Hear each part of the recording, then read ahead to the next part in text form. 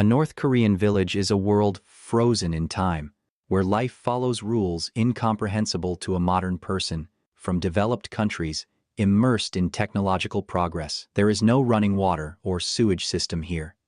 Electricity is supplied for several hours a week, and sometimes it is absent for months, turning evenings into darkness lit only by kerosene lamps. Houses are built of clay, stone, and wood.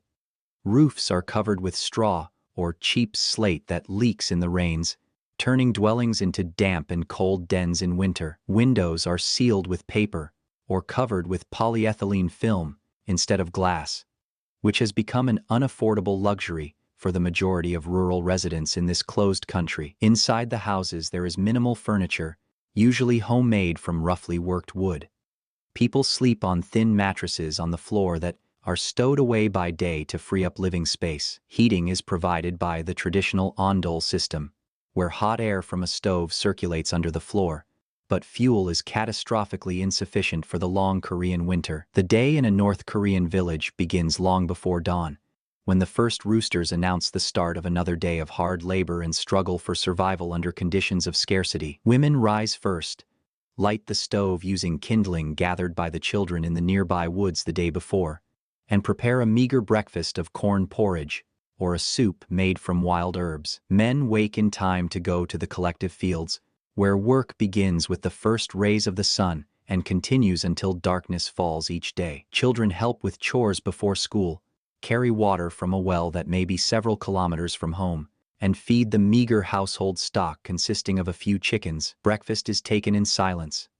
The family sits on the floor around a low table, each aware that the next meal will be only in the evening if they are lucky enough to find something edible. Collective farms are the center of the village's economic life. Every able-bodied resident works there regardless of age, health, personal circumstances, or wishes. The land is divided into brigades, each responsible for a designated plot, and required to meet state-mandated yield quotas at all costs for the sake of the country. Work is carried out mainly by hand. Tractors and other machinery exist only on the largest farms, and even those constantly break down due to a lack of spare parts and fuel. Peasants plow with oxen, or even hitch themselves to the plow when there are not enough animals for everyone, turning into living draft animals of another era. Fertilizers are scarce.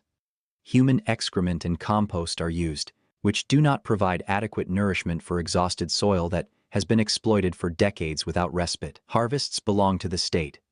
Peasants must deliver the prescribed quota regardless of how much they actually manage to gather from the exhausted fields of the region. After the state plan is fulfilled, any leftovers are distributed among workers according to workdays.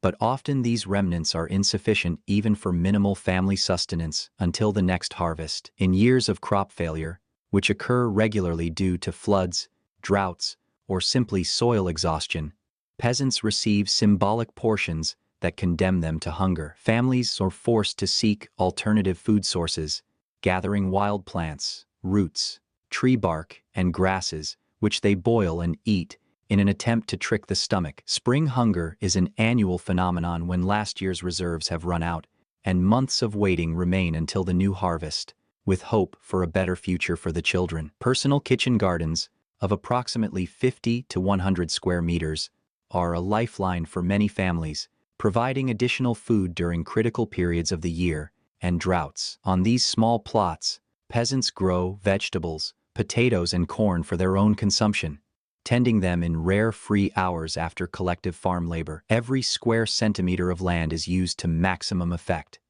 Plants are sown closely together, and any available organic fertilizers from the household and waste are applied. Harvests from kitchen gardens are strictly controlled.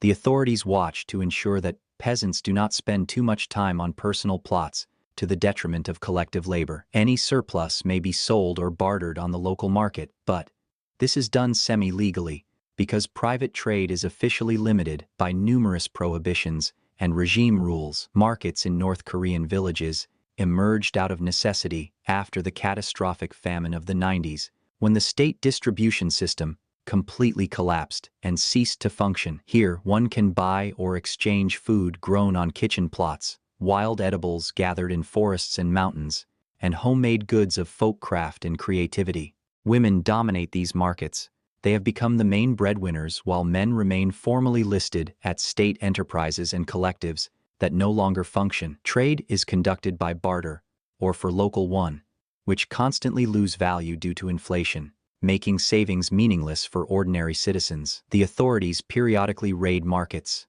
confiscate goods and arrest traders, accusing them of capitalist activity and of undermining the socialist economy of the state. Education in village schools is in a pitiful state. Buildings are unheated in winter, windows are broken, and there are not enough textbooks for all pupils in a class at the same time. Teachers themselves are undernourished and poorly trained. Many lack formal qualifications and teach from outdated Soviet textbooks from the 1950s and 60s. A significant portion of school time is devoted to ideological indoctrination, studying leaders' biographies and memorizing revolutionary songs instead of mathematics and natural sciences. Pupils are regularly mobilized for agricultural work, construction, and scrap collection, which interrupts the educational process for months each year. In an inevitable and systematic way, many children drop out after primary school to help their families survive, especially in households where parents are ill or have died from disease and hunger. Ideological control in the villages does not weaken despite their remoteness from the center of power and the apparent neglect of these places by the country's and party's top leadership. The party secretary monitors the political reliability of every resident and organizes mandatory meetings several times a week to study the leaders' speeches and perform self-criticism. Portraits of the leaders hang in every home. Their condition is inspected by officials, and the slightest dust or damage is seen as an expression of disrespect toward the authorities.